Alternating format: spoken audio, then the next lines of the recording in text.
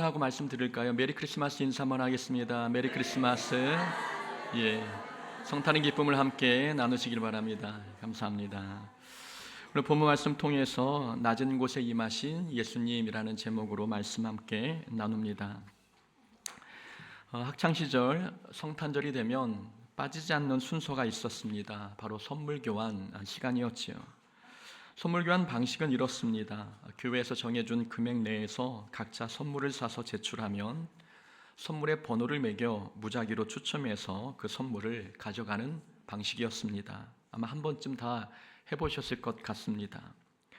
제출된 선물들을 보면 크기가 제각기이고 포장지도 천차만별이었습니다.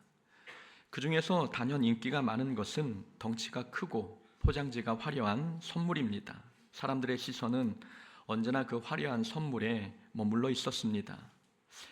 제가 받았던 선물 중 유독 기억에 남는 선물이 하나 있습니다. 제 번호가 불려져서 설레는 마음으로 선물을 받기 위해 앞으로 나갔더니 제법 묵직하고 덩치가 큰 선물이 제 손에 쥐어졌습니다. 기대감을 가지고 포장지를 뜯었는데 그 속에서 나온 것은 화장실 청소용 변기 솔이었습니다. 변기를 닦는 커다란 솔과 그 솔을 받치는 거치대가 화려하고 예쁜 포장지에 포장되어 있었던 것입니다. 처음 선물을 받았을 때에는 겉모습만 보고 좋아했는데 막상 포장지를 뜯고 나니 헛웃음밖에 나지 않았습니다. 누군가 장난스럽게 선물을 준비한 것입니다. 어떤 친구는 신문지로 꾸깃꾸깃하게 포장된 선물을 받았습니다. 그 친구는 선물의 포장만 보고 실망하는 표정이었습니다. 그도 그럴 것이 신문지로 포장된 성의 없는 선물을 누가 좋아하겠습니까? 구경하는 다른 친구들도 저 선물만큼은 피해서 다행이다 라며 안도하는 분위기였습니다. 근데 신문지를 뜯어보니 편지 봉투가 나왔고 그 속에 현금이 들어있었습니다. 순식간에 분위기가 반전되었습니다. 이런 분위기였습니다. 주변에서는 와 하는 함성이 터져 나왔고 선물을 받은 주인도 기뻐서 펄쩍펄쩍 뛰었습니다. 볼품없어 보이던 그 선물이 그날 가장 인기 있는 선물이 되었습니다. 그 선물에서 중요한 것은 포장지가 아니라 그 안에 담긴 내용물입니다. 하지만 사람들은 자꾸만 포장지의 마음을 빼앗깁니다. 포장지가 초라하면 내용물을 확인하기도 전에 실망하고 그 선물에 관심을 두지 않습니다. 포장지가 화려하다고 해서 반드시 그 안에 선물이 좋은 것은 아닌데도 사람들은 포장지만 보고 내용물을 판단합니다. 2000년 전 첫 번째 성탄절도 이와 같았습니다. 하나님께서 온 인류를 구원할 최고의 선물인 예수 그리스도를 이 땅에 보내셨습니다. 하지만 당시 사람들은 예수님을 메시아로 인정하지 않았습니다. 이유는 예수님을 감싸고 있는 포장지가 너무 보잘것없었기 때문입니다. 7절입니다. 첫 아들을 낳아 강보에 싸서 구유에 뉘었으니. 거친 천조각인 강보와 짐승의 먹이통인 구유, 이것이 하나님의 선물을 감싼 포장지였습니다. 당시 사람들은 화려한 왕관을 쓰고 군대를 거느린 그야말로 포장지가 번듯한 메시아를 기대했습니다. 메시아라면 겉모습부터 압도적이고 멋져야 한다고 생각했기 때문입니다. 그래서 초라한 모습으로 오신 예수님을 보면서도 그 겉모습 때문에 그 속에 담긴 진짜 구원자 예수를 알아보지 못했습니다. 예수님은 이렇게 초라한 포장지에 감싸서 오십니다. 화려하고 값비싼 포장지는 예수님의 방식이 아닙니다. 태어나실 때에는 말 구유에 누우신 모습으로 오셨고 성장기 때는 갈릴리 나사렛에서 그런 촌동네에서 자라셨습니다. 그래서 사람들은 나사렛에서 무슨 선한 것이 나겠느냐며 조롱하기도 했습니다. 메시아라면 적어도 다윗의 성읍 베들레헴이나 예루살렘 성에서 등장하실 것으로 기대했는데 이 초라한 촌동네에서 메시아가 나타났다고 하니 아무도 믿지 못했습니다. 예수님의 성장 과정, 예수님의 자라온 그 지역도 사람들 보기에 초라한 포장지와 같았습니다. 예수님은 육신으로는 목수의 아들로 성장하셨습니다. 그래서 사람들은 예수님의 가르침을 듣고도 이는 목수의 아들이 아니냐라고 배척했습니다. 목수라는 신분도 메시아를 알아보지 못하게 하는 초라한 포장지였습니다. 생애 내내 소외된 자, 죄인들과 어울리셨던 모습도, 그리고 마지막에 저주의 상징인 십자가를 지신 것도 세상 눈에는 그저 실패하고 버려진 포장지처럼 보였습니다. 그럼 초라한 포장지 때문에 사람들은 인류의 구원자로 오신 예수님을 알아보지 못했습니다. 얼마나 안타까운 일입니까?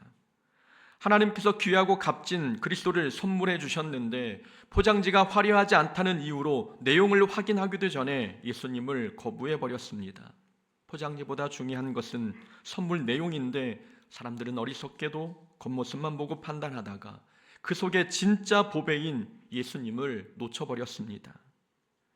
지금 우리의 모습은 어떻습니까? 예수님은 지금도 우리에게 다가오실 때에 고난이라는 포장지를 쓰고 오십니다. 질병, 경제적 위기 또는 실패의 모습으로 우리를 찾아오십니다. 고난이 아니면 우리가 예수님을 찾지 않기에 예수님은 때로 고난이라는 투박한 포장지에 쌓여 우리 곁에 오십니다. 하지만 사람들은 고난 속에 계신 예수님을 보지 못하고 고난이라는 이 겉포장지만 보고 원망하며 돌아섭니다. 우리가 고난을 통해 예수님을 만나지 못한다면, 또 고난 속에 계신 예수님을 발견하지 못한다면 말 구유에 누우신 예수님이 메시아이심을 알지 못한 사람들과 크게 다르지 않습니다. 예수님께서 마태복음 25장에서 이렇게 말씀하셨습니다. 내가 줄일 때에 너희가 먹을 것을 주지 아니하였고 목마를 때에 마시게 하지 아니하였고 병들었을 때와 옥에 갇혔을 때에 돌보지 아니하였느니라. 이 말씀을 들은 사람들이 자신들이 언제 주님을 그렇게 대했느냐며 물었습니다. 그러자 예수님께서 지극히 작은 자 하나에게 하지 아니한 것이 곧 내게 하지 아니한 것이니라 라고 말씀하셨습니다. 작은 자에게 하지 않은 것이 나에게 하지 않은 것이다. 예수님이 작고 초라한 자의 모습으로 우리에게 다가오셨음을 말씀하고 있는 것입니다. 그래서 우리가 겉모습만 보고 판단하면 약한 자의 모습으로 오신 예수님을 거부하게 되는 것입니다. 예수님은 지금도 가난한 자의 모습으로, 때로는 병든 자의 모습으로 우리에게 다가오십니다.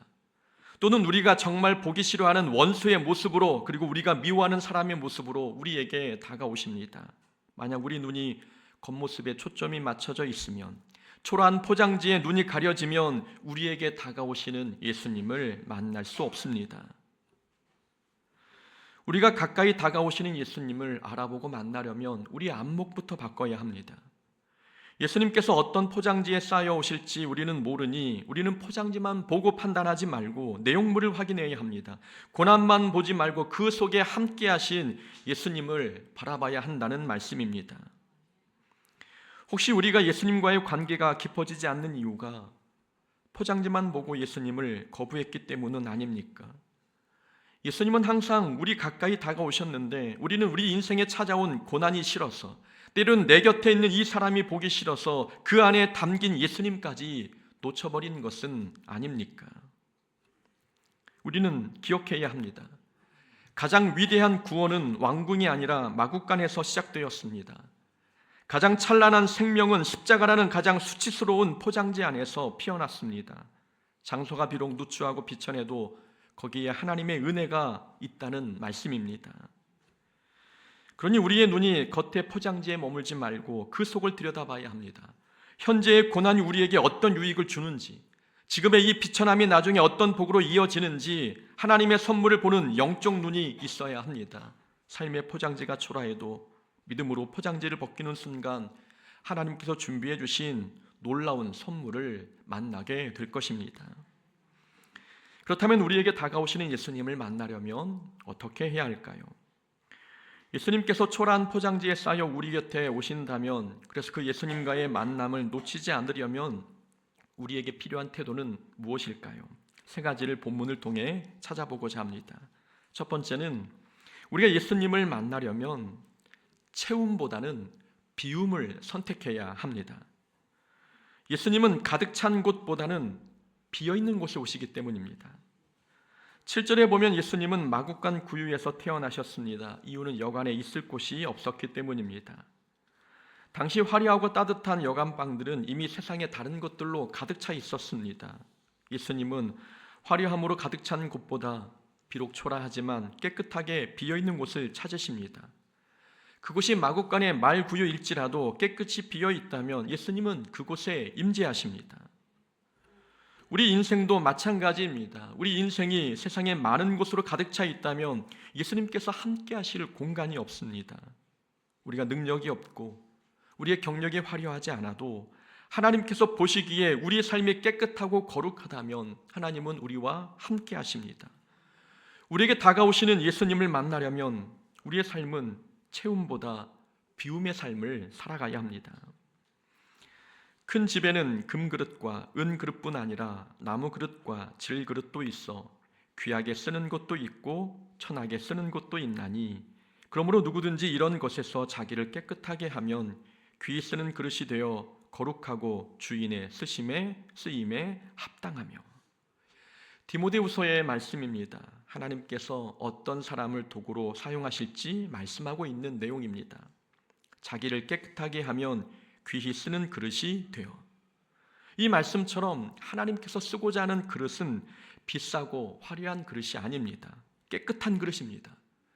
금과 은이 감나간다고 해서 금그릇, 은그릇을 귀하게 여기시는 게 아니라 비록 흙으로 빚어진 질그릇이라 할지라도 그 그릇이 깨끗하면 하나님께서는 귀하게 사용하십니다. 화려한 경력과 탁월한 재능이 있다고 해서 모두가 하나님의 도구가 되는 것은 아니라는 말씀입니다. 우리가 하나님을 만나는 것도 이와 같습니다. 신앙 경험이 많고 또 교회에서 중요한 역할을 감당한다고 해서 모두가 하나님을 만날 수 있는 게 아닙니다. 하나님을 만날 수 있는 조건은 외형적 조건에 달려있지 않습니다. 마음이 깨끗해야 하나님을 만납니다.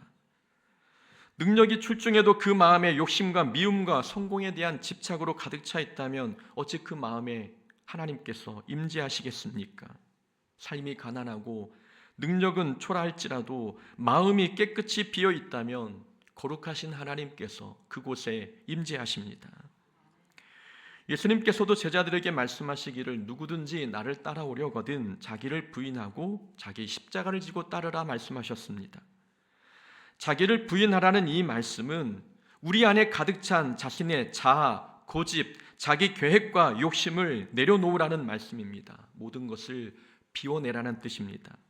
자기 생각과 고집, 욕심이 가득한 상태로는 결코 주님을 만날 수도 동행할 수도 없기에 자기를 부인하고 우리의 모든 것을 내려놓고 비워놓고 주님을 따르라고 말씀하시는 것입니다. 우리가 우리에게 오시는 예수님을 만나려면 세상의 것을 우리 안에서 비워내는 삶을 살아가야 하는 것입니다. 세상에 많은 사람들은 무엇인가를 가득 채우려고 합니다. 부와 명예, 성공, 남들이 좋다고 하는 모든 것을 자기 인생에 담으려고 합니다. 그러나 우리가 힘써 많은 것을 우리 인생에 담으려고 한다 한들 우리 인생이 우리가 원하는 것으로 가득 채워질 수 있겠습니까? 하나님께서 채워주지 아니하시면 우리가 아무리 채우려 해도 우리 삶은 채워지지 않습니다. 우리가 해야 할 일은 채우는 일이 아니라 비우는 일입니다. 우리가 비우면 하나님은 채우십니다. 우리가 세상의 것을 비워내고 우리 삶을 하늘의 것으로 가득 채울 때에 그때 하나님께서 우리에게 다가오시는 그 거룩하신 하나님을 만날 수 있게 되는 것입니다. 주님을 만날 수 있는 비결은 세상의 것을 깨끗이 비워내는 것입니다. 두 번째로 예수님과의 만남을 놓치지 않으려면 우리 일상을 성실하게 살아야 합니다. 예수님은 성실한 일상에 임하십니다. 우리가 성실한 일상의 자리를 지킬 때에 예수님이 그런 삶에 오셔서 우리를 만나 주십니다. 목자들이 밤에 자기 양떼를 지키고 있었습니다. 그때 주의 사자가 나타나 기쁜 소식을 전했습니다. 오늘 다윗의 동네에 너희를 위하여 구주가 나셨으니 곧 그리스도 주시니라. 목자들이 예수님의 탄생 소식을 들은 장소는 자기의 일터였습니다. 어느 신령한 기도원이나 기도 골방에서 들은 게 아니었습니다. 남들이 잠든 시간에도 자기에게 맡겨진 일에 최선을 다하기 위해 자기 자리를 지켰던 곳, 그 일터에서 성탄의 소식을 들었습니다. 우리가 구세주로 오신 예수님을 만나려면 우리 일상을 성실하게 살아야 합니다. 자기 일을 내팽개치고 기도원에 틀어박혀 기도한다고 해서 거기서 예수님을 만나는 게 아닙니다. 예수님은 일상을 성실하게 살아갈 때 만날 수 있습니다. 우리 일상이 예수님을 만날 수 있는 은혜의 장소이고 하나님의 일하심을 경험할 수 있는 기적의 장소가 바로 우리가 살아가는 일상입니다. 모세는 타지 않는 떨기나무에서 하나님을 만났습니다. 모세가 하나님을 만난 장소는 금식하며 기도하던 산 정상이 아니었습니다. 모세는 광야에서 장인 이드로의 양을 치다가 하나님을 만났습니다. 바로의 궁을 떠나 40년이라는 긴 세월 동안 꾸준히 반복하며 양을 쳤던 그 일터, 그 일상의 자리에서 하나님이 모세를 찾아오셨습니다. 요셉의 인생도 마찬가지 아닙니까? 요셉은 종으로 팔려가 보디발의 집에서 일할 때나 억울하게 누명을 쓰고 감옥에 갇혔을 때나 언제나 자기에게 주어진 일에 최선을 다했습니다. 그렇게 자기 삶을 열심히 살았기에 하나님께서 요셉을 만나 주셔서 형통한 자가 되게 하셨습니다. 하나님은 요셉의 꿈속에만 나타나신 분이 아니었습니다. 하나님은 매일의 성실한 노동과 정직한 삶을 사는 일상에 나타나셔서 요셉을 만나 주셨습니다. 오늘 본문의 목자들도 자기 자리를 떠나지 않고 밤을 새워 양을 지켰기에 인류 역사상 가장 위대한 소식, 그리스도의 탄생 소식을 첫 번째로 듣는 주인공이 되었습니다. 이런 은혜는 일상을 성실히 사는 사람들만이 경험할 수 있습니다. 우리가 예수님을 깊게 만나고 싶다면 지금의 일상, 지금 서 있는 자리, 지금 맡고 있는 그 직책, 그 일에 성실히 임해야 합니다. 예수님은 무지개 넘어 어느 먼 곳에 계신 분이 아닙니다. 우리 예수님은 우리가 사랑을 베푼 자리, 우리가 충성하며 헌신한 자리, 화목한 가정과 지금 예배드리는 이 자리, 이런 일상에서 예수님을 만날 수 있습니다. 그러니 주를 위해 위대하고 거창한 일만 하려고 하지 마십시오. 주어진 일상을 성실하게 살아야 주님을 만날 수 있는 것입니다. 남들이 피곤하다고 사역을 중단할 때 우리가 우직하게 그 자리를 지키며 성실하게 일한다면 우리는 거창한 일이 아니어도 삶의 자리에서 다가오시는 주님을 만날 수 있는 것입니다. 주어진 일이 작다고 소홀히 여기지 말고 또 매일 반복되는 일상이라고 해서 게으르지 말고 밤을 새워 양을 지키던 이름 없는 목자들처럼 우리도 우리 일상을 믿음으로 살아가야 합니다. 하나님께서는 일상을 성실하게 사는 우리를 주목하시고 그런 우리를 만나 주실 것입니다. 세 번째로 예수님을 만나려면 높은 자리보다 낮은 자리에 서야 합니다. 우리가 초라한 포장지에 쌓여 오시는 예수님을 놓치지 않으려면 우리의 시선이 더 낮은 곳을 향해야 합니다. 예수님은 세상의 높은 곳이 아니라 항상 낮은 곳에 임하시기 때문입니다. 본문을 보면 예수님께서 태어나신 곳은 구유입니다. 짐승의 먹이통에서 태어나셨습니다. 당시 유대 사회에서 가장 낮고 천한 곳, 누구도 머물고 싶어하지 않는 냄새나는 곳에서 태어나셨습니다. 그리고 이 기쁜 소식을 가장 먼저 들은 사람은 당시 가난하고 비천한 직업으로 여겨졌던 목자들이었습니다. 예수님은 이 세상의 가장 낮은 곳에 임하셨고 그 기쁨의 소식이 가장 낮은 자들에게 가장 먼저 전해졌습니다. 하나님은 왜 이 기쁜 소식을 예루살렘 성전의 대제사장이나 왕궁의 헤롯 왕에게 먼저 알리지 않으셨을까요? 그들은 마음이 너무 높은 곳에 있었기 때문입니다. 그들은 화려한 왕관을 쓴 메시아만 기다렸지 냄새나는 구유에 누운 아기를 메시아로 받아들일 준비가 되지 않았습니다. 오직 낮은 자리에 있던 목자들만이 낮은 곳으로 임하신 주님을 거부감 없이 만날 수 있었습니다. 생각해 보십시오. 목자들이 아기 예수님을 보고 난 후 하나님께 영광 찬송을 올려드렸습니다. 이것이 얼마나 충격적인 일인지 아십니까? 목자들이 본 것은 황금 왕관을 쓴 왕이 아니었습니다. 냄새나는 마국간 짐승의 먹이통에 누워있는 초라한 아기를 본 것입니다. 세상의 눈으로 보면 실패한 사람처럼 보이는 그 아기를 보고도 목자들은 이 아기를 온 인류를 구원할 메시아로 인정했습니다. 그럴 수 있었던 이유는 목자들 자신이 낮은 자리에 있었기 때문입니다. 만약 목자들이 높은 성곽 안에서 비단옷을 입고 대접받으며 살던 사람이었다면 구유에 누운 예수님을 보고 메시아로 인정했겠습니까? 이게 무슨 메시아야? 라며 비웃었을지도 모릅니다.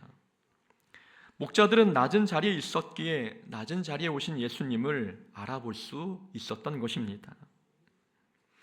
자기 자존심이 높으면 구유에 누인 예수님이 보이지 않습니다. 그러나 자기 자존심이 구유보다 낮으면 구유에 누우신 예수님이 하나님의 아들 메시아임이 눈에 보이기 시작하는 것입니다. 예수님은 언제나 우리 가까이에 계십니다. 그럼에도 사람들이 예수님을 만나지 못하는 이유는 마음이 너무 높은 곳에 가 있기 때문입니다.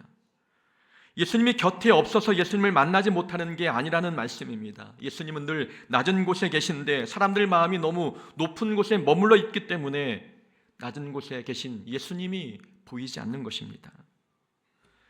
늘 높은 자리에서 대접받기를 바라는 사람이 섬김의 자리에 계신 예수님을 볼 수 있겠습니까? 언제나 칭찬과 인정을 바라는 사람이 음지에서 헌신하는 예수님을 만날 수 있겠습니까? 눈이 높은 곳을 향하고 마음이 높은 자리를 탐내면 예수님이 가까이 오셔도 만날 수가 없습니다. 예수님은 낮은 자리에 계신 분이기 때문입니다. 바리새인들과 서기관들은 당대 최고의 성경 지식을 가진 사람들이었습니다.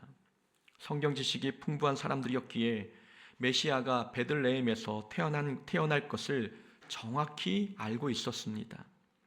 하지만 정작 예수님께서 가까이 오셨을 때 바리새인들과 서기관들은 예수님을 배척하고 죽이려 했습니다. 예수님을 메시아로 인정하지 않았던 것입니다. 이유는 그들의 마음이 종교적 우월감이라고 하는 높은 성벽에 갇혀 있었기 때문입니다.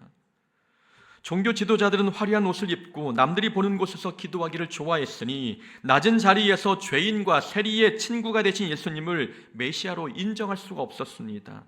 높은 자리에만 눈이 가 있으니 낮은 자리에 계신 예수님이 눈에 들어오지 않았습니다. 사진을 찍을 때 멀리 있는 건물을 찍기 위해 카메라 초점을 맞추면 가까이 있는 건물은 흐릿하여 잘 보이지 않습니다. 우리 인생의 초점을 높은 자리에 맞추고 살면 우리 바로 곁에 계신 예수님이 보이지 않습니다.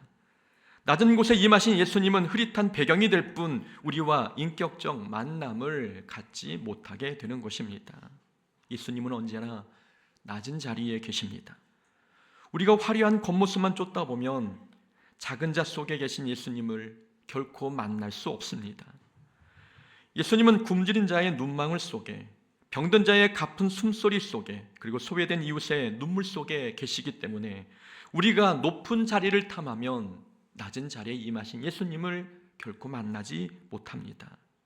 우리가 낮은 자리에 설 때, 우리 마음이 낮아질 때, 우리의 자존심이 말 구유보다 더 낮아질 때 그동안 그렇게 찾았던 예수 그리스도를 인격적으로 만나게 될 것입니다. 인생에서 가장 어리석은 사람은 포장지만 보고 선물을 버리는 사람입니다. 2000년 전 세상은 강보와 구유라는 초라한 포장지에 속아 인류 최대의 선물인 예수님을 알아보지 못했습니다. 오늘 우리의 인생에 배달된 하나님의 선물은 어떤 모습입니까?